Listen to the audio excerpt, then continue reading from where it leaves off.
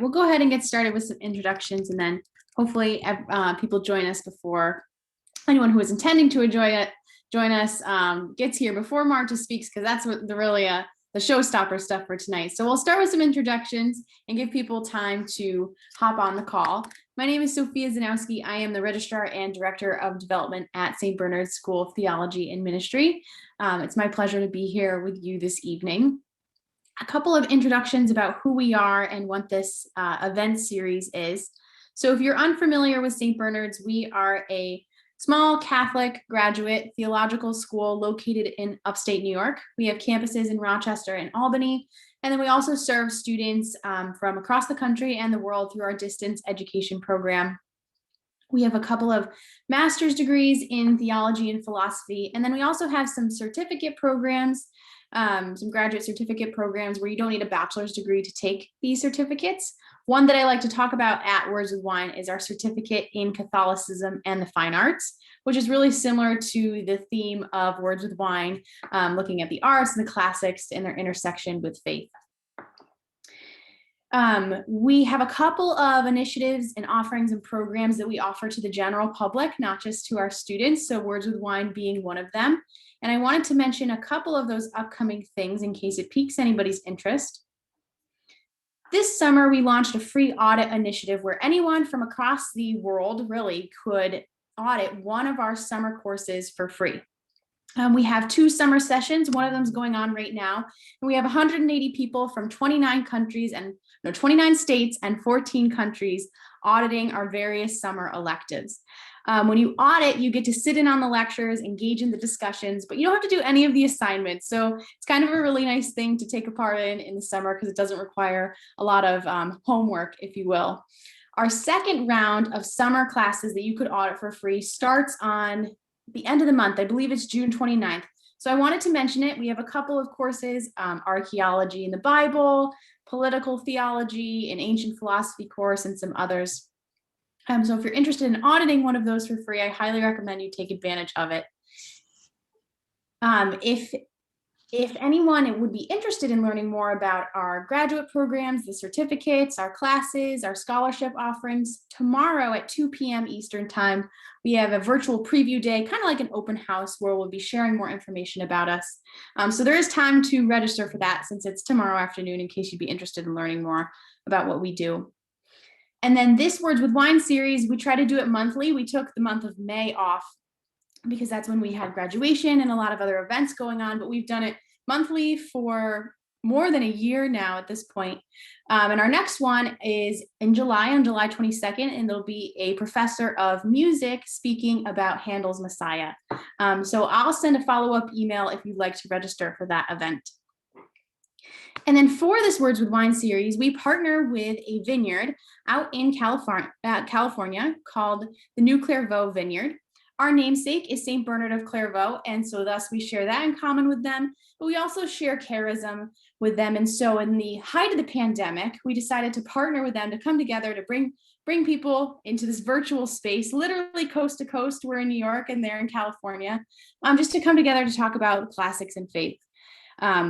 If you know anything about Cistercian Trappist communities, which is what St. Bernard's was, he was a Trappist monk, you know that those communities often devote their lives to prayer and labor. And they often live that out by choosing a product and making it really, really well. In the case of New Clairvaux Vineyard,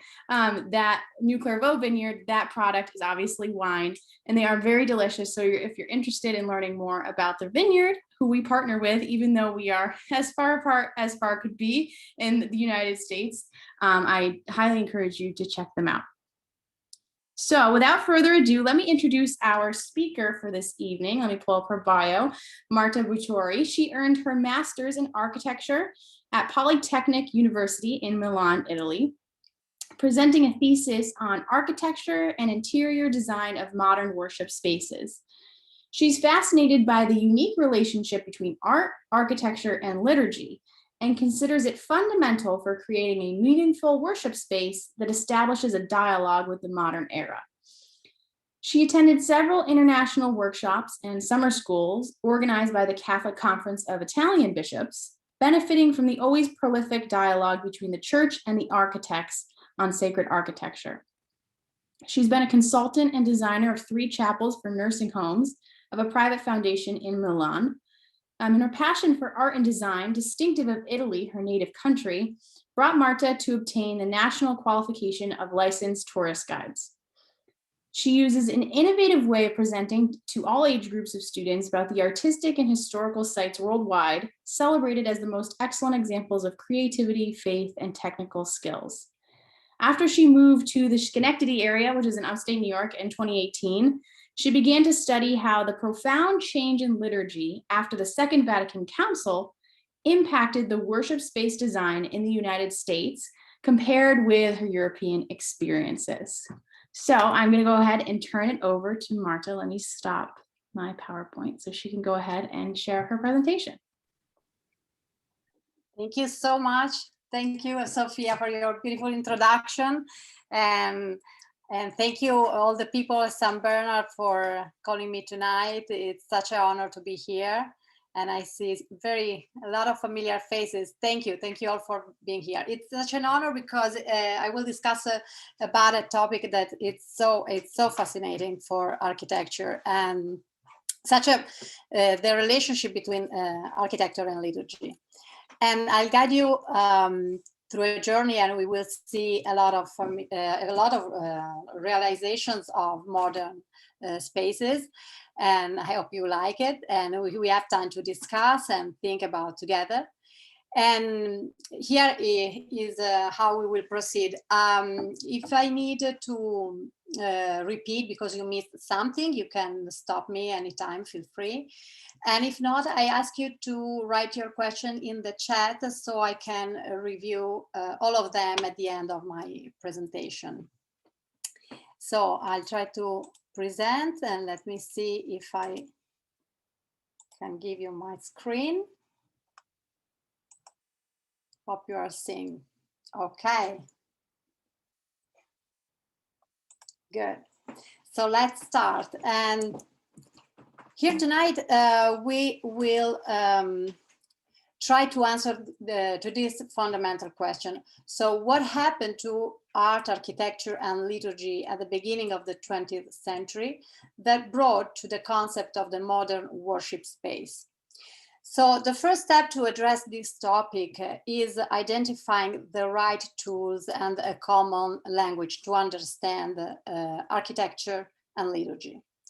So in my opinion, nowadays, there is a lot of confusion about it. For example, a common superficial comment that you can hear so often is that in general, all modern architecture is ugly. Or regarding liturgy, for example, even if we go to Mass every single Sunday, we go to church, there is the possibility that we don't grasp the true meaning of each object and symbol that is present during the celebration. So therefore, we need to answer and clarify this subject and answer this question. What is the correct definition of architecture? And why is liturgy fundamental to understand the worship space? Let's tackle the first question. What is the correct definition of architecture? So I want to show you a masterpiece of modern architecture, the famous Kaufmann House, better known as Falling Water. Many of you maybe know about it. And it's a private home designed by American architect Frank Lloyd Wright in Pennsylvania in 1935. So now I want to do a kind of an experiment with you. So because we needed to be able to describe what we see in the pictures. So I need a volunteer that can briefly list the main characteristic of this building. I can show you the next photos.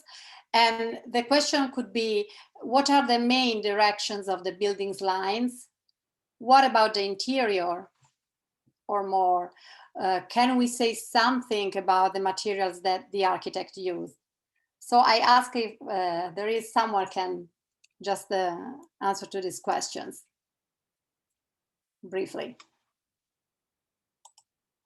Don't worry, we're not a school. It seems to bring the outside into the interior of the building. Mm-hmm. That's perfect. Yeah. Create spaces for people to gather on the inside as well, and feel that they're a part of the outdoors, like there. Yeah. Yes, that's so true. It's incredible how the architect literally built a house sit on the waterfall, not with just a view on the waterfall, but built on the waterfall. It's incredible. And so thank you, because with this example in mind, we try to answer the question about the meaning of architecture using two different definitions. So the first one is the conventional answer. What is architecture? The art of designing space. The second one is the definition that I learned from my professor Gianni Ottolini at the Polytechnic of Milan. Architecture is the harmonious building of the space where human life occurs. But let's see the conventional definition. So architecture is therefore considered art. But what makes architecture different from other forms of arts? So simplifying, we can say that painting functions in 2 dimensions. Sculpture works in 3 dimensions, but man remains apart. So the specific property of architecture is interior space. So Bruno Zevi, he's an Italian architect and historian, used to say that there is no architecture if there is no interior space. I chose this painting by famous Vincent van Gogh, Starry Night over the Rhone, because in the broader sense, we can consider the whole earth a large room under a starry vault. In Professor Ottolini's definition, I want to underline the words harmonious building and human life. So when we talk about the harmonious building, we recall the famous architect Marcus Vitruvius Pollio in the 1st century before Christ. In his book, he wrote that all buildings must be designed with reference to beauty. Before him, Greek philosopher Pythagoras in the 6th century claimed that mathematics could inform the creation of structure in a harmonious way and provide inspiration for the human spirit. So we all know the Greek temples were built according to mathematical proportions. And in Middle Age, Italian mathematician Leonardo Fibonacci discovered that harmonies are around us, and mathematical patterns are recurring in nature, like seashells, vegetables, and flowers. And also, you know, the Vitruvian Man by Leonardo da Vinci, and the study of mathematician Friar Luca Pacioli that show us how the proportion of the human body reveal the secrets of nature. So the other word the definition refers to is the word human life. German philosopher Martin Heidegger in 1964 explained that the etymology of the word space contains the idea of an existential and meaningful dwelling place. On one side, space defines an outer edge that distinguishes the inner part from the outside. And on the other, it let us gather all the stuff we need for living. An American architect, Louis Kahn, helps us define architecture's quintessence, a simple room with a window as the smallest unit of space available to live in. And architecture, Swiss architect Le Corbusier makes a step forward, suggesting that the purpose of construction is to make things hold together. The purpose of architecture is to move us. So let's summarize what we have learned so far. So the specific property of architecture, the feature distinguishing it from all other forms of art, is the interior space. We can only grasp and feel the internal space through our experience. And space is a thing. For an architect, the nature of the empty space is not different from the nature of the other material used in construction. So if space is a thing, we can tell something about its material and shape.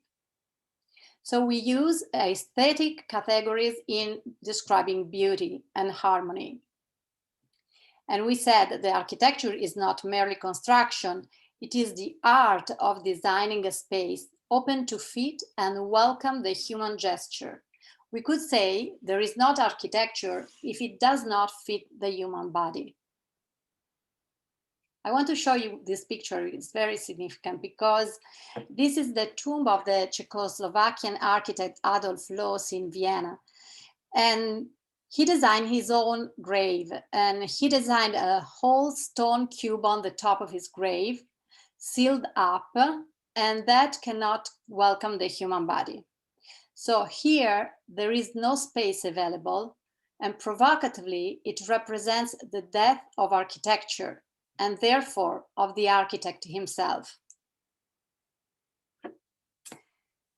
But now that we have seen what architecture is, we need to understand the peculiarity of the worship space. So we need to answer the question, why is liturgy fundamental to understand the worship space?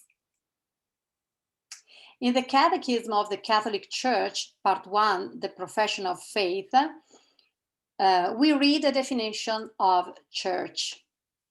The word church in Latin ecclesia, from the Greek ekkalein, literally to call out of, means a convocation or an assembly. So in the church, God is calling together his people from all the ends of the earth. The church in this world is the sacrament of salvation, the sign and the instrument of the communion of God and man. And if we think of salvation history, God has chosen to get involved with people in mysterious ways in many different places, gardens, mountaintops, deserts, and tents. And we see here a drawing of the portable tent of the Jews. But at a specific time and place in history, God decided to dwell in a flesh temple in Mary's womb, as the gospel proclaimed in John 1:14. And the word became flesh and lived among us. I find this is one of my favorite paintings. This is the pregnant Madonna fresco by Italian Renaissance painter Piero della Francesca. And apparently it is just a simple representation. A pregnant Madonna is standing in the middle of a circular tent, and two angels are looking towards us, opening the curtains to let us see the woman. I guess this is one of the most architectural drawings of art history. The tent is the archetype of the dwelling space and recalls the portable sanctuary of the Jews, the place of the Holy of Holies. As you all know, the sacred tent of the Jews was an inaccessible place. Nobody could enter and see God. Here instead, something revolutionary happens. The angels are opening the curtains, and we can participate in the mystery of the incarnation. We cannot see fully once and for all the mystery of God, but we can start experiencing it throughout the human mediation of Mary. This is an excellent example of the symbolic dimension of art. Images can help us grasp the truth of our faith that we can't comprehend just with our reason. The painting tells us that now we are physically inside the sacred space. There is no more separation between us and the mystery of the presence of God. After his death and resurrection, Christ is comforting us, saying in Matthew 18:20, "For where 2 or 3 are gathered in my name, I am there among them." So Christ replaces the Jewish temple as the place of the presence of God with a community presence, choosing living stones as material for his church. We all know that the term church refers to the living temple, God's people, and at the same time, the term church also describes the building in which the Christian community gathers. So St. Paul refers to God's choice to gather his people, not from a particular ethnicity, as it did happen with the Jews, but from the election of faith in Jesus incarnate and present in the world. We find that concept in Galatians 3:26-29. For in Christ Jesus, you are all children of God through faith. So the awareness of the early Christian community to be the living temple, God's people, is testified by Peter 2:4-5. Come to him, a living stone, though rejected by mortals, yet chosen and precious in God's sight. And like living stones, let yourselves be built into a spiritual house. And more in Acts 17:24. The God who made the world and all that is in it, the Lord of heaven and earth, does not dwell in sanctuaries made by human hands. So the Christian faithful are aware that their community is the true temple of God. And if we think of the building instead, we can briefly go back in history and ask ourselves, what did the first worship space look like? So we know that from Acts 2:42 that the first faithful devoted themselves to the apostles' teaching and fellowship, to the breaking of the bread and the prayers. So soon after the death of Jesus, the disciples started to gather in their private houses. Later, when the number of people baptized increased, they had to find a proper place to gather. Archaeological discoveries show that the faithful used to meet in the typical Roman upper class house, the Domus Ecclesial, the house of the church. And here we see an exciting example from the archaeological site of Dura Europos in modern Syria.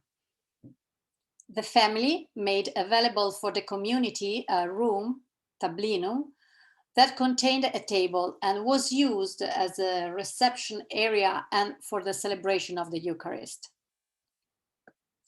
It is just with the Edict of Milan of 313 by Emperor Constantine that the public practice of Christian religion was allowed. And from now on, Christians adapted the Basilican style as worship space. So the basilica is a large building with double colonnades and a semicircular apse used in ancient Rome as a court of law or public assemblies. But what happened after the Edict of Milan and the use of the basilican style as a church?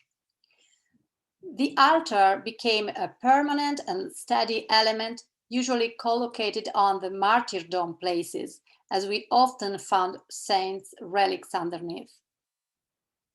And back to the middle of the 11th century, we find a separation between the presbyterium, the space reserved for the clergy, and the nave, the place for the assembly. So from now on, the faithful start to be more spectators than participants. So the altar is built as a support of the tabernacle and frequently is pushed against the wall, like in this beautiful example of the St. Augustine tomb in Pavia. In our diocese, we have Father Richard Vosco, one of the greatest experts in liturgical design worldwide. And in one of his books, we can read what happened in the process of the development of the worship space.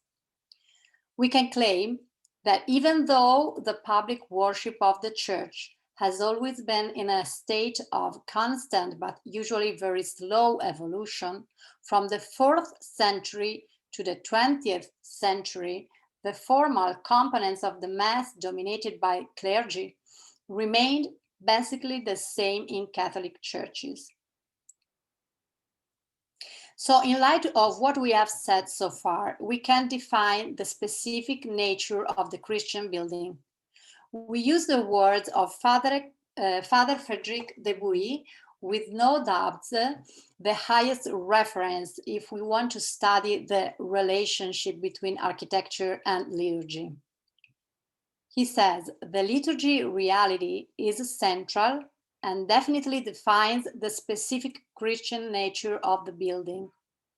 The Christian church is before and above all a sacramental place. The sacramental rites are the place in which the salvation is communicated and where is possible to take active part of the mystery. So therefore, liturgy reality is central indeed. But what is the definition of liturgy? Dom Prosper Louis Guéranger, Benedictine monk, wrote about the meaning of liturgy in one of his books in 1840, and he's writing, liturgy generally is the complex of symbols, songs, and acts through which the church expresses and reveals her religion for God. So if we think a moment about our experience, when we participate in a celebration, we discover that the fundamental liturgy characteristic is the involvement of many arts, such as architecture, art, music, just to name a few. And we are involved with all the five senses: taste, smell, hearing, sight, and touch. And in the Constitution of the Sacred Liturgy of 1963, we read that in the liturgy, man's sanctification is signified by signs perceptible to the senses. So we all agree now that the church building incorporates the symbolic dimension of the sacred space. So liturgy and architecture, along with the furniture and decorations, have the purpose of communicating the divine presence to the human perception. So we are finally ready to summarize the primary purpose of building a church that an architect should know by heart before designing a new worship space. And once again, we use the words of Father de Bouy. The important point indeed in a new church is not to arrange as well as possible a set of impersonal objects, the altar, the pulpit, the baptismal font, etc., but to give form and shape to a living, praying, offering community.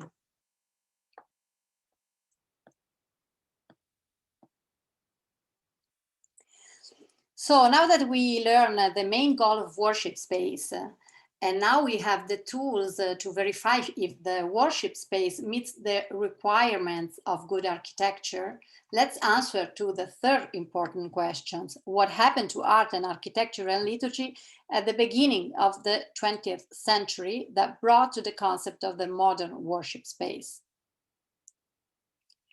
Professor Vincent Scully said, modern architecture is a product of Western civilization. It began to take shape during the later 18th century with the democratic and industrial revolutions that formed the modern age. Let's see an example. In 1836, English architect Pugin represented the same Catholic town in two different periods. In 1440, we see a typical medieval landscape dominated by pinnacles of the Gothic cathedrals. The same town in 1840 has huge square buildings and other kinds of pinnacles, the chimneys of the factories surrounded by the smog. So even though we see the town through the eyes of a romantic artist, we can perceive that something happened and there's no going back. So let's now talk about the turning point in art and architecture. In art, we acknowledge a revolutionary time with Impressionism and Post-Impressionism. Art will never be the same as before, and the climax of this process leads up to abstract representation and cubism. In architecture, several movements merged into the modern movement of architecture. But let's focus on art first. So in Neoclassicism, we can find paintings like this of great artist Jacques-Louis David, who represented the Oath of the Horatii, painted in 1784. At the end of the 18th century, artists started questioning the concept of beauty as a set of fixed and preconceived rules taught in the academies. So the artists abandoned grand and noble themes of Neoclassicism. And on the contrary, the ordinary object acquires a dignity never imagined before, as we can see in the infinite series of the water lilies by French Impressionist painter Monet, or a simple bedroom painted by the famous Dutch artist Vincent van Gogh. And another artistic revolution started in the 1908 with Pablo Picasso. Picasso claims nature and art, being two different things, cannot be the same things. Through art, we express our conception of what nature is not. So the concept of classical art in Western civilization has always been an imitation of nature. So now art acquires an independent dignity never seen before. And to understand this revolution, let's look at one of Picasso's most famous masterpieces, Guernica, painted in 1937 and inspired by the Spanish Civil War. So it takes time to collect shapes, grasp images, and give them meaning, even though it's clear that the entire canvas expresses human suffering. So new rules and references are inferred through mental processes. And the artists attempt to disconnect the representation from its relationship with a physical reality leads to abstract representation in art. In the beautiful red room painted by French artist Henri Matisse, the red tablecloth has the same decoration as the wallpaper. So the red color is the absolute protagonist of the room and is represented not as it is, but as the artist perceives it within his artistic sensibility. We can say the object, free from the tradition, abandons its previous symbolic and allegorical elements. Abstract representation has an enormous impact also on architecture. As you can see here, there is a surprising similarity between the work of Swiss artist Paul Klee and the creation of German architect Mies van der Rohe. In Klee's painting and the Barcelona pavilion, we find a balance of shade and light and a recurring pattern of vertical elements, which refers to a musical rhythm.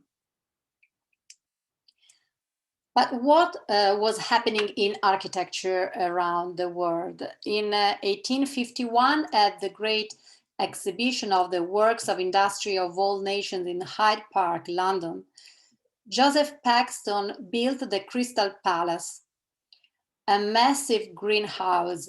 It was an enormous success, representing a triumph of engineering for the innovative use of glass and cast iron. And at the end of the 19th century and the beginning of the 20th century, also architecture faces a radical turning point. In Brussels, Art Nouveau was born as a deliberate attempt to create a new style free from the imitative historicism of academic art. As you can see, Victor Horta has been inspired by natural forms, such as the sinuous curves of plants and flowers, and his architecture expresses a great sense of dynamism and movement, as we can see in the Hotel Solvay. And in Austria, Olbricht's building is an architectural manifesto for the Vienna Secession. He proposes an innovative relationship between the volume of the building and its decoration. And more, the arts and crafts movement of the late 19th century in England and later in the United States applied fine art standards to furnishing and interiors. It was a reaction to the impoverishment of the object quality associated with the factory production. And the famous Bauhaus School was founded in 1919 by German architect Walter Gropius in Weimar and remained active until 1933. So Bauhaus School gave an extraordinary impulse to the renovation of the arts, architecture, and crafts, thanks to the experimentation of new shapes and technologies. So let's finally focus on the modern movement of architecture. So the Industrial Revolution and the radical changes in the society on one side provided new outcomes of shapes and materials, and on the other side laid the foundations for a new method of design based on a mainly rational process. So the modern movement of architecture brought a dramatic break from the tradition.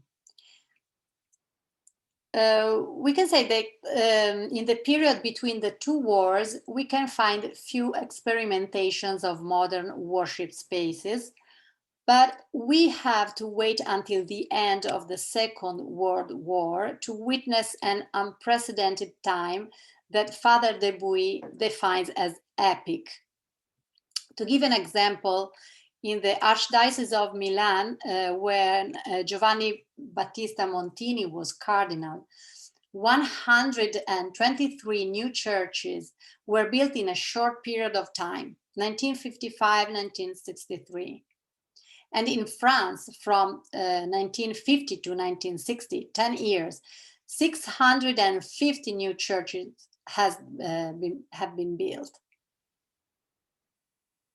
So that said, we need to ask ourselves the logical question: what was the fuel that propelled such great experimentation in the sacred space architecture at that time? So we can find the origin of this phenomenon during the second part of the 19th century, together with the revolutions in art and architecture I described before. We can perceive an innovative stream starting from the Benedictine order. Therefore, we should talk now about the liturgical movement. Don Prosper Louis Guéranger, abbot of Solesmes in France, was one of the absolute pioneers of the liturgical movement.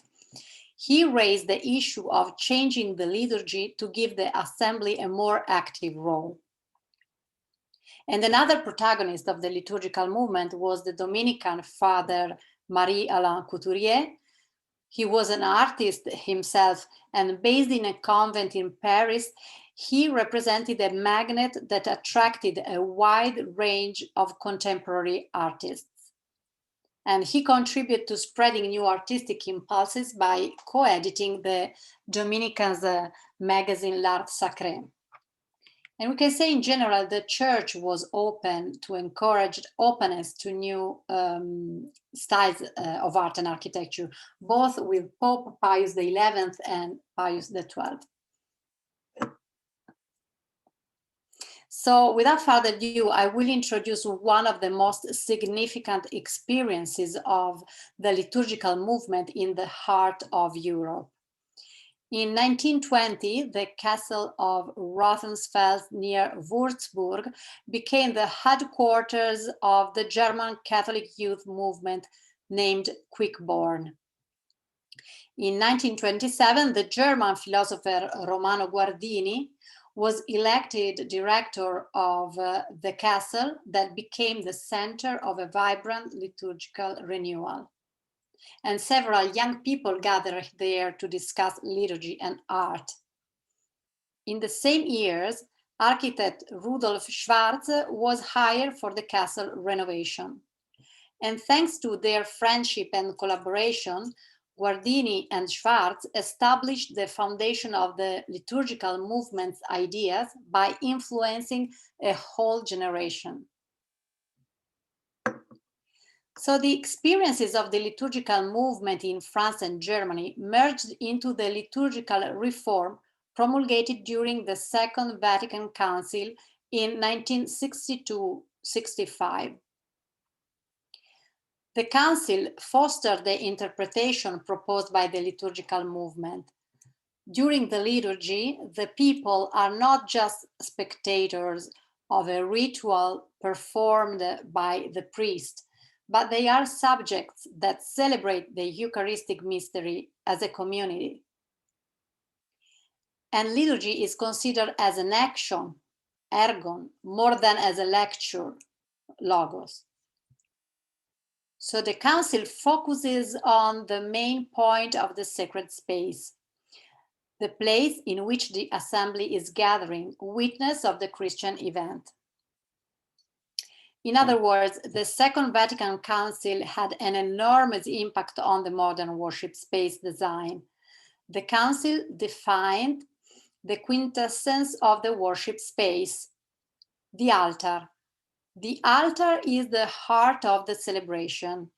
Placing the altar is equivalent to creating the assembly. I want to show you now an excellent example of how the Second Vatican Council influenced the work of the architects.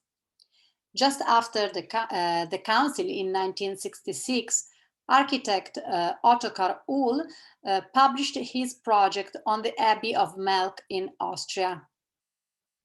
So the chapel consists of a larger room connected to a small one, and the tabernacle is mounted in the wall that separates the two rooms, and it is visible from both. So the central concept of the architect's design is the living assembly, authentic protagonist of the space. So the assembly changes position in the room according to the different times of the celebration. So the small room, number one in the picture, is designed for adoration, and the large one for the Eucharistic celebration. In outline number 2, during the liturgy of the word, the faithful take place in the pews. The ambo is placed in the center of the room. Outline number 3 represents the position of the congregation during the offertory time. Number 4 represents the position of a large group of faithful during the Eucharistic liturgy. The priest takes place at the short side of the altar. And finally, number 5 shows a small group gathering with the presider at the long side of the altar. So the moment of the liturgy of the word is clearly distinguished from Eucharistic liturgy. And now we are getting to the core of my presentation. And I will show you 4 well-known cases that I consider the most crucial examples of the modern worship spaces. The first one is the crypt of Güell factory near Barcelona in Spain, designed by the great Catalan architect Antoni Gaudí from 1908-1914. This church is considered the first work of modern sacred architecture. So this is the plan and the elevation. And even though you are not architects, you can immediately recognize an organic shape, meaning that you don't see straight lines, but curved lines, recalling a sort of animal like a frog. Here there is interior. So the church is located on a hillside surrounded by the park's beautiful nature, and the crypt is built partially below the ground. Gaudí was inspired by nature. One example of this is the beautiful bent pillars carved from stone with the same strength and appearance as a secular oak. Gaudí used to say, "The tree next to my studio is my master." And Gaudí was also inspired by Don Prosper Louis Guéranger. We talked about him just before, the pioneer of liturgical movement, by considering that the liturgy guides the design of the worship space. We are now in France. This is the Rosary Chapel and was built by artist Henri Matisse in 1947-1951 for the Dominican nuns in the little town of Vence in the French Riviera. It is without doubt my favorite modern worship space, and now you will know why. I went to visit the chapel with my family for the first time in 2013, and my kids still have such good memories about this beautiful place. This is a picture of the roof with the blue and white shingles, and the chapel is on the hill. This is the picture of the interior. Isn't that beautiful with the color and the light and the simplicity of the space? Here there is another picture. This is the altar made out of a particular warm brown stone that recalls the color and the texture of the bread and immediately connects with the Holy Eucharist. Matisse also designed the bronze crucifix on the altar, the candle holders, and the tabernacle built in the depth of the altar table. And behind the altar, as you can see, there is a large image of Saint Dominic, represented just with a few black brush strokes on bright white tiles. This is a picture of the wonderful stained glasses. There are 3 sets of stained glass windows, all using just 3 colors inspired by the surrounding environment. Lemon yellow from the sun, bottle green from the vegetation, and ultramarine blue from the Riviera skies and the sparkling Mediterranean Sea. When the faithful enter the chapel, their attention is immediately captured by the bright stained glass at the back of the altar, representing the tree of life.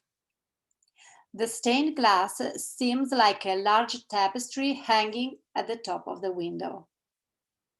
And the leaves of the Indian fig tree recall the Mediterranean vegetation surrounding the chapel. Next to the entrance door, the Way of the Cross mural is represented like the previous murals, black brush strokes on white tiles. It takes time to find the correspondence between the numbers and the single stations of the Way of the Cross. And we could smile at the apparently childish features of the representation, but we should know that the artist worked hard before performing such a result. Matisse has been drawn to the mystery of the cross, showing great empathy with Christ's suffering. He was aware that, like in a drama play, he was playing the main character. Instead of representing the Way of the Cross, the artist lived the drama in the first person as the main character of a play. And thanks to his personal experience, he could express the Way of the Cross in this original way. He thought of the Station as one single act, creating something new, breaking the tradition that always represented the stations one at a time, placing them around the assembly space for a processional purpose. The cross is the vertical element that connects heaven and earth. And the more the artist reduces the lines to just a few brush strokes, the more the image becomes a powerful sign pointing at the cross mystery. Matisse also designed the priest vestments with the characteristic bright colors he used to create his cutouts. And now some history. The chapel is the fruit of a beautiful friendship between Henri Matisse and the Dominican nun. In 1941, Matisse became sick with cancer and underwent surgery. Matisse wrote an ad to hire a nurse to look after him throughout his long recovery period.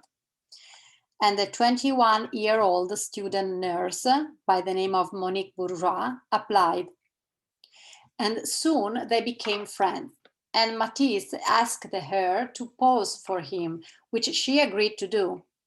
And there are several drawings and paintings of Monique. As you can see, one is here. So when Monique quit her job and explained to Matisse that she would be a Dominican nun, the artist wasn't happy at all. He couldn't understand why her young friend would waste her life, and he got mad. After a while, the young nun visited Matisse and she asked if he would help the Dominicans to build a chapel. And although he had never done anything like this before, he agreed to help. And at the age of 77, Matisse began the greatest project of his life and spent more than 4 years working on the chapel. Here is Matisse with Monique, now a nun named Sister Jacques. Here are some pictures of the artist at work.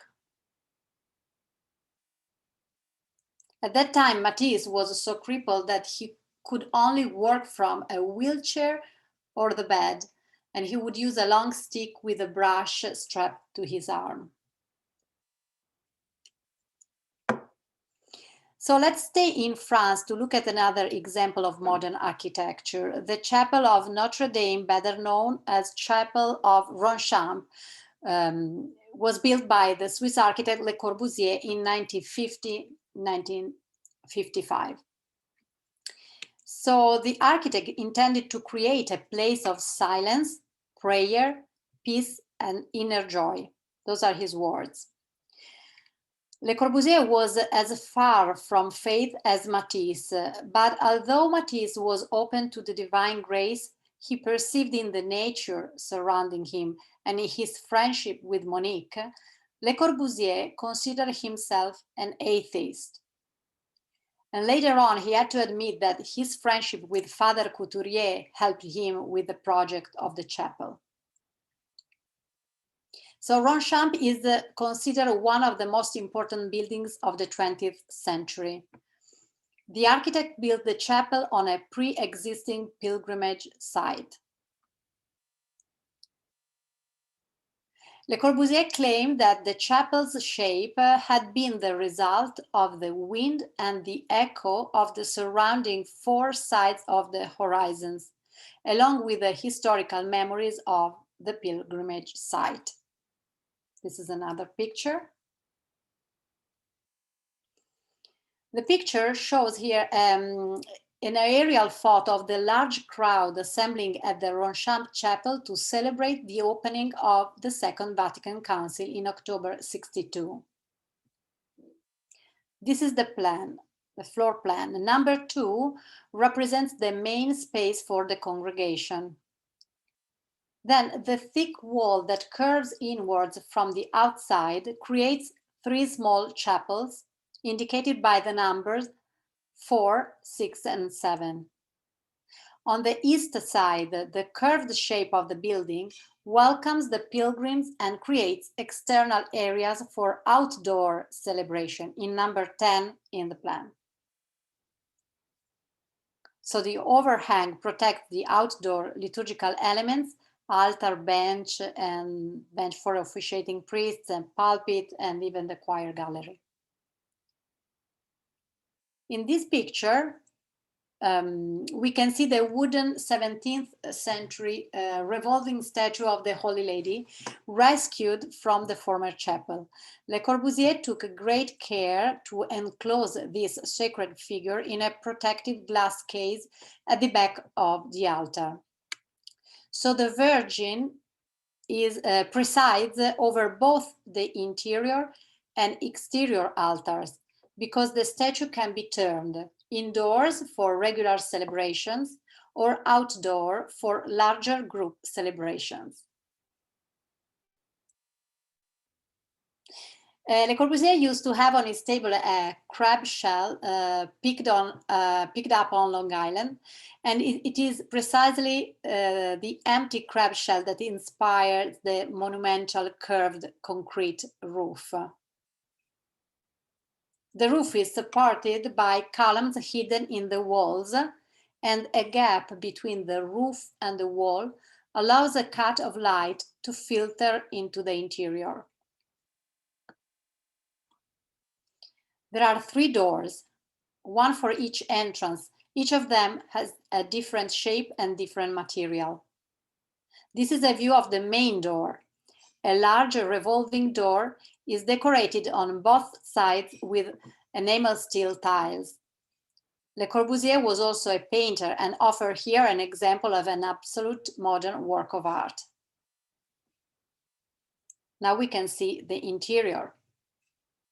The first sight is drawn by the shape, the material, the light. The walls are white. The roof is left raw, showing the board marks from the casting of the concrete. And the floor follows the slope of the side towards the main altar. An irregular arrangement of windows is scattered across the walls, and the light enhances the materials and the texture. The windows are glazed with a mixture of clear and colored glass.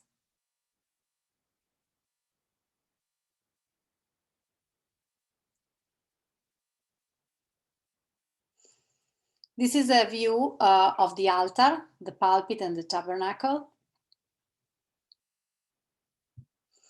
The 3 altars are made out of white stone. A beautiful effect of light is created by a periscope-like tower that brings daylight into the small chapels. This is another beautiful image of one of the small chapels. And Le Corbusier worked hard to study all the interior design, the decorative elements, and the furniture in every single small detail. So all the images and examples we have seen so far had a vast echo worldwide, giving a great impulse to the research and inspired numerous architects to explore the new repertoire of shapes of modern architecture. But as you can imagine, the outcome of the modern architecture of the 20th century has not always been as significant as the one that I just presented to you. So let's see together a very famous and controversial case of our time, the Church of St. Paul Apostle in Foligno, near Perugia in Italy, built by famous architect Massimiliano Fuxas in 2001-2009. So in 2001, the project won a national competition organized by the Catholic Conference of the Italian Bishops.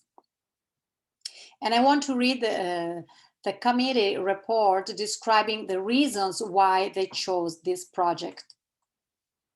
This project is a sign of innovation that represents the latest international research in architecture, and it will be the symbol of the city's rebirth after the earthquake of the 1997. This is the town after the earthquake. So the striking structure has been built 5 feet above ground level and is made out of concrete.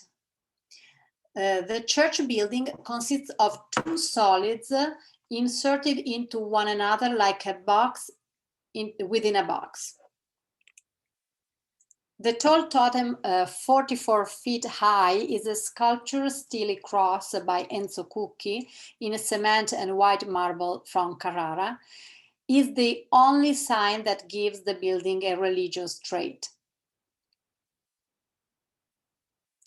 In this church, there are different sources of natural light. First, the external light is tangent to the church floor and enters from the bottom window on the main entrance. The second sources of light are the irregular windows in the outside walls.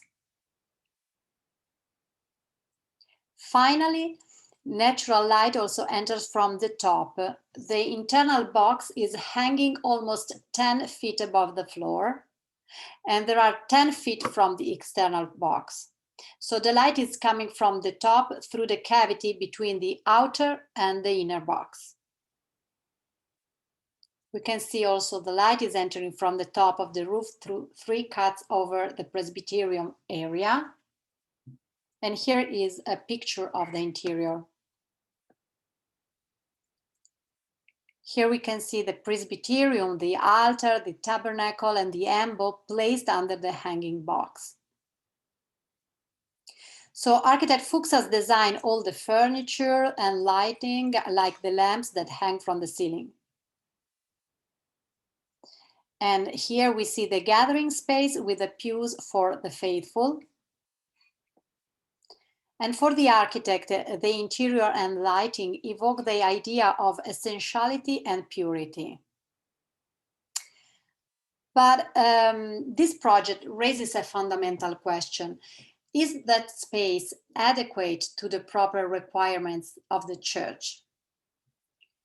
After we reflect on the meaning of architecture and liturgy, we know better which aspects of architecture and liturgy need to be evaluated to answer this question. So nowadays, it is challenging to understand modern sacred art.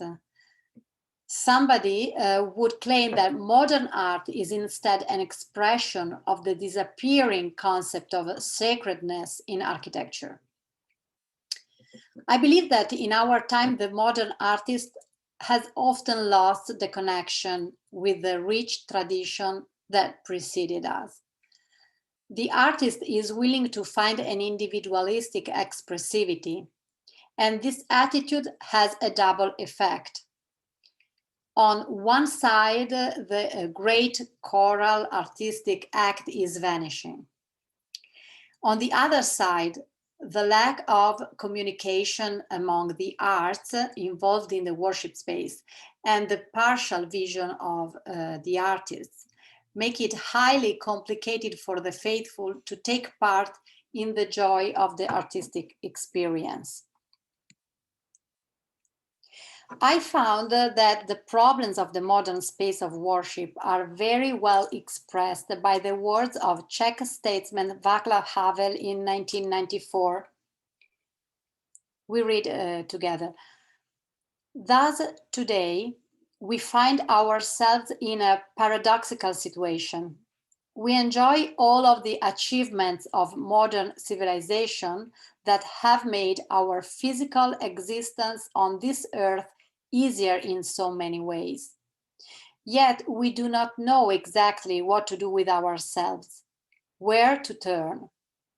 The world of our experiences seems chaotic, disconnected, confusing. There appear to be no integrating forces, no unified meaning, no true inner understanding of the phenomena in our experience of the world. In short, we seem to live in the postmodern world where everything is possible and almost nothing is certain. Havel is right, it is not easy, but I can't conclude my presentation without any suggestions, any positive examples that make us hope for the future of the worship space. So previously in Havel's speech, I underlined a sentence that can identify the problem, where to turn. And I want to bring my personal experience here. When I was working on my master thesis in 2000 at the Polytechnic University of Milan, I had to design a small chapel for the new university campus. And I remember I was very frustrated because of the endless discussions I had with my professor. He's an atheist, and even though I admire him because he's a great person, a great architect, inevitably we had strong disagreements in perceiving what a chapel should look like. And looking for an encouragement, I wrote a letter to my great friend, Father P.G. Bernareggi, a missionary priest who spent all his life for the poor people living in the Brazil favelas. He was a philosopher and not an architect. And nevertheless, he built several chapels for his community in Belo Horizonte. He died this year at the end of January. And I want to share this precious document with you because it is a sign of a man of great intellect whose incredible faith was able to give me suggestions for my specific job. So Father PG starts with a statement. The church is the salvation of the world. If you remember, it is the same statement we read at the beginning. We read in the Catechism of the Catholic Church that the church in this world is the sacrament of salvation, the sign and the instrument of the communion of God and man. So Father PG writes, therefore, creating a church necessarily means designing the salvation of the world. And personally, I think all the architects who have the difficult task of designing a new church need to remember this. Then Father PG talks about the supernatural mystery. The supernatural mystery is not the opposite of the natural, neither is it outside the natural. Therefore, it is its deepest truth, made flesh, thus put into effect in the physical spaces, which only the architect's creativity knows how to design. And once again, we found this concept in the Constitution of the Sacred Liturgy of the 1963. We have read together, in the liturgy, the sanctification of man is signified by signs perceptible to the senses. And at this point, Father PG addresses specifically me and my assignment, designing the space. And he says, your challenge is designing ingeniously and thoroughly the space given to you from where the mysterious project of God will naturally spring, even if people don't know it. It is called the Word made flesh in those spaces, and thanks to your human mediation. As you can see, Father PG is in tune with Father de Bouy and with his advice on which is the main point in a new church. We read before, the important point indeed in a new church is not to arrange as well as possible a set of impersonal objects, altar, pulpit, etc., but to give form and shape to a living, praying, offering community.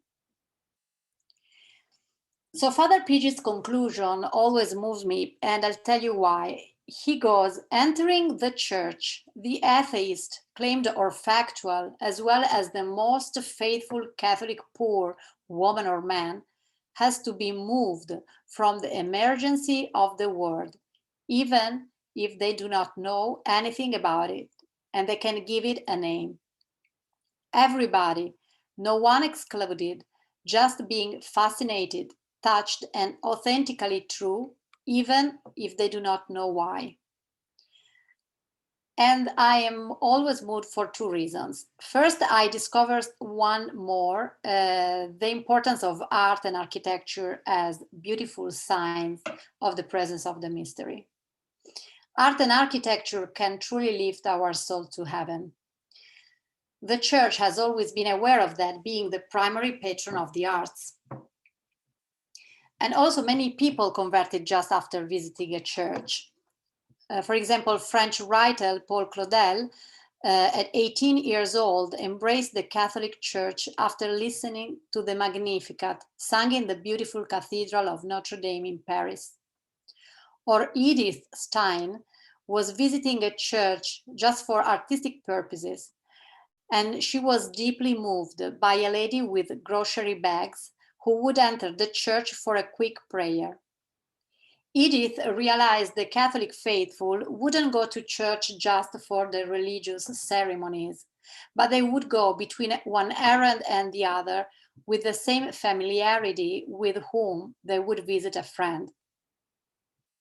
The second reason I love Father Pigi's letter conclusion is that he helped me deeply understand sacred art. So sacred art reflects God's method, the mystery of God becoming flesh. And I want to conclude by explaining this concept once more with the help of an artistic image. So here you see the very well-known Pietà sculpted by Michelangelo in Rome. In 1964, Austrian sound engineer and photographer Robert Hopka took hundreds of photos of the statue in a unique opportunity. So the statue was lent by the Vatican to the New York World's Fair to be placed in the Vatican Pavilion. So the opportunity was unique because usually we can see the statue just standing in the front and we are not allowed to turn around and see the other side. So the more Robert Hopka was taking photographs of the statue, the more he realized the complex work of Michelangelo's genius. So through his photos, something new is in front of us. And with wonder, we discover that what clearly resembles a dead body, in reality is someone asleep. Christ is waiting for his imminent resurrection. And you can perceive a hint of a smile that is the certainty of the resurrection. So I can help but ask myself, how is it possible that an artist could sculpt a dead body that simultaneously expresses such a powerful life and drives us in such a marvelous way into the joy of the resurrection? How is it possible? So Robert Hopka explains this phenomenon by quoting the gospel. So in the gospel, the first miracle that Christ performed is at the wedding feast of Cana. Mary said to Christ, "They have no wine." So he said to the man, "Fill all these jars with water." They did it, and the water became wine. And Hopka goes on saying, so when I look at my pictures, every picture is a jar of water, and the grace of God makes it wine. I want to conclude briefly with an example of a beautiful worship space designed by a close friend of mine, architect Roberto Paoli, the Church of St. Peter Martyr near Verona, Italy. This church is brand new and was opened in 2020. So the church appears outside as a white essential volume, completely made out of white concrete and realized with a special treatment that made it smooth like the marble stone. The material of the church is the same for the outside and the inside, and catches our attention for its frank appearance and pure white brightness. On the south side, the wall, compact and smooth everywhere, is broken down into vertical elements of a variable dimension that bring light inside. A churchyard leads to the main entrance. And the entrance is a large wooden portal made in a deep cut of the wall of the essential volumes of the building. As you can see from the floor plan highlighted with a red arrow, this is the entrance. So once we are inside, everything, space, materials, and the light, helps us understand that we are in a new environment that differs from all the other places in the town. Significantly, the light contributes to the continuous creation of the interior space, which is always new during the different times of the day. So the architect Roberto Paoli has in mind Romano Guardini's words: "If someone were to ask me what the liturgical life begins with, I should answer with learning stillness. Without it, everything remains superficial, vain." So the importance of silence. So once we have left the noise of the town behind us, in this space, the time is now from the perspective of the eternal. And this perception helps us our disposition to meet the Lord. The south wall is continually transfigured by the passage of light, which makes it always different in material, in contrast of the northern wall, that is fixed and immutable. As soon as we enter the church, we don't see the altar immediately. The first liturgical emergency at the entrance is the Baptismal Font. And it is made out of a red onyx block and connects the other fundamental liturgical presences of the worship space, the altar and the ambo. Inside, the space is tense and decidedly oriented toward the east, and invites us to turn where the apsidal termination houses the altar. So this action, we have to turn, we need to take this action because this has a symbolic meaning. So the presence of the font at the entrance reminds us of our baptismal sacraments and recalls our first encounter with Christ. And it is not enough to encounter Christ in the past. We need to re-encounter him in the Eucharistic celebration. Therefore, we need to turn towards the altar and walk through the nave. This symbolizes our journey as faithful towards Christ, welcoming us at the altar of his sacrifice. The presbyterium is strongly connected with the space reserved for the assembly. Our faith journey is not a private experience, but we walk along with our brothers and sisters that have been called with us to participate in the salvation mystery. The curved lines of the steps and the shape of the apse are open to welcome the faithful participating in the celebration.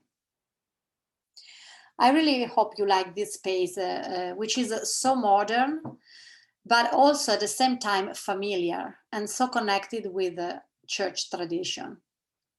Architect Paoli explained his vision on the occasion of the blessing of the church, and these are his words. Before being a place where something is happening, a church is authentically, first and foremost, the place of the prefiguration of the heavenly Jerusalem. The church is an image of that place where we are all called to live together and forever with God's companionship. So as St. John is saying in Revelation 21:3-4, see, the home of God is among mortals. He will dwell with them. They will be his people, and God himself will be with them. He will wipe every tear from their eyes. Death will be no more.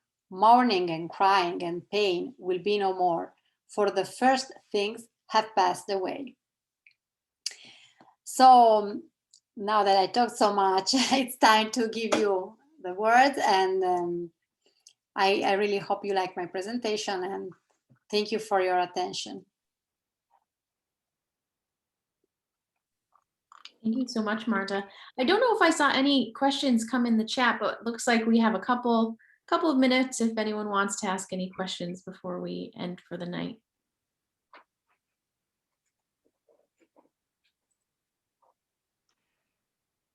Yes, I do have to reiterate some of the praise coming in the chat. That was really beautiful. Thank you so much. And so prepared. I mean, I know it's your life's work, but wow, so thorough. Thank you so much.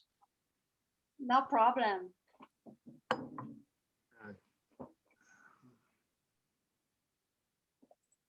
Any questions?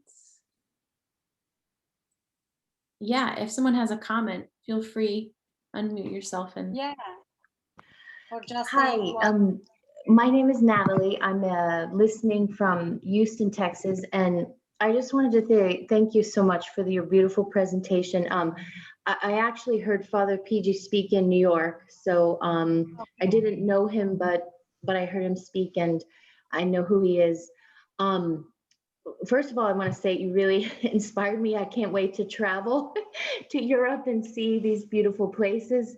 But also, I just wanted to maybe ask or say, I thought it was so interesting that you started with falling water and had us look, at the light and the lines and the materials, and you ended, with these modern architecture sanctuaries where we also are looking at the light and the lines and the materials. And on one level, we could say, what's the difference, right? And I mean, I think you answered that with I'm trying to understand better what happens, in the church. But when you gave the quote of Victor Havel, also that question, where to turn, at first I was thinking of it literally, because when you're in the modern space, unlike maybe the icons or the stained glass window or something like that, maybe it's not immediately clear or for an untrained eye, or something like that. But so I don't know if it's really a question I have formulated, but those are just some perceptions that I have. And just to say thank you again, it was really beautiful. Thank you, Natalie. What you said is perfect. I mean, is exactly what I try to communicate, that apparently in the modern, the research about the houses and the worship space have a lot of similarities. I mean, and that tells us that the church was not afraid to also be open to a new language, to new shapes. That's difficult because changing and be open to the new, it's always scary, but we had beautiful examples of I think that example I gave you is very significant to reflect about that. Thank you so much.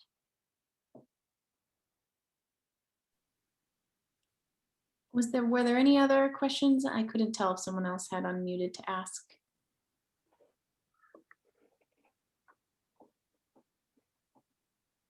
Could I make a comment, please? Sure, please.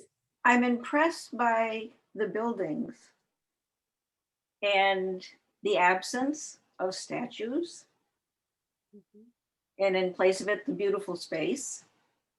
Some of the traditional old church things, like the niches with Mary up here, and I am in a church that does not have an abundance of statues. We have Immaculate Mary in the chapel, and we have a very modern Mary in a little corner. Both were gifts, but these beautiful spaces have their own vision of the Holy Family. There's a lot of threes going on in these things, and that's wonderful. Thank you for that insight, because now we're all going to go look for it wherever we go. So I'm happy about that. Good, thank you so much. One question. I'm an architect in St. Louis, and it's wonderful to see these wonderful examples of modern design that have no budget or time constraints. How can we, the nuts and bolts people, bring this kind of feeling to our work?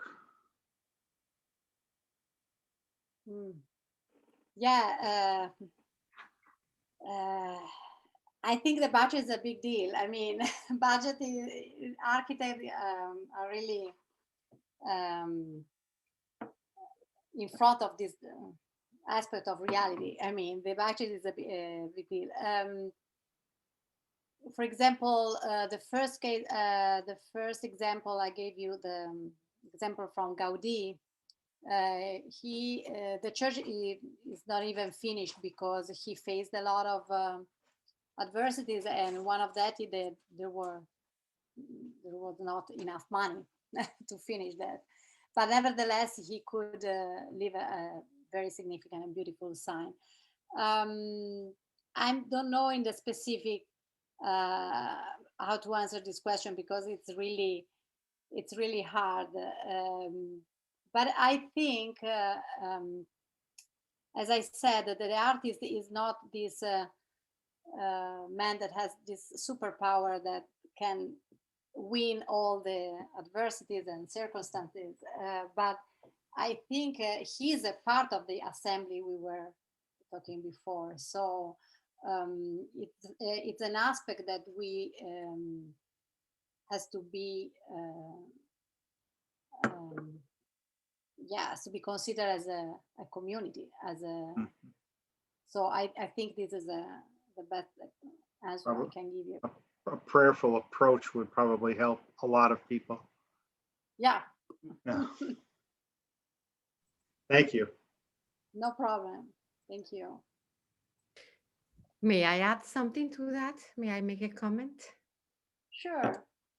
I was part of a committee of a new construction for a parish, and I'm not an architect or I don't know anything about this, but as a parishioner, the experience shared by the knowledge of the people who know and the meaning, the deep sense of what was being constructed inspired many of the parishioners in different ways to get involved, even economically. And for me, witnessing that was like, it expresses what Marta was saying, you know, it's an experience of the mystery in a place that you want to touch, perhaps just by giving some money or just, you know, being the person who contributes for a statue or for the materials. And these priests made a beautiful aesthetical like a class, you know, he taught us what was meant to be there, and we all wanted to be part of that. So that's another way of evangelizing. I think it's not only, you know, being involved in it. I agree, totally agree. And we had also traces in history, back in the history in the Middle Age, that the people are involved and contributed to great works of art. For example, the Duomo of Milan, the great Gothic cathedral. Every single people of Milan, either it was poor or it would be rich, was eager to give something to be part of this project and be part of this big sign of the community. So I think we have to regain this this awareness to be together the people of God. Yeah. Thank you, Marta. Beautiful presentation. Thank you, Melissa.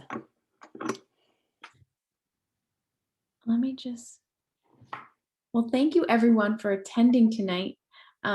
This was so wonderful. Thank you again to Marta, and thank you all for staying on the call. I will send a follow-up email after, probably tomorrow, with some links that Marta gave and a link to the presentation to rewatch it if you'd like to. So thank you all again, and a big thank you for your presentation. It was so lovely. Much for your attention. Thank you all. Thank you. Have a great evening, everybody. Bye-bye. Bye-bye.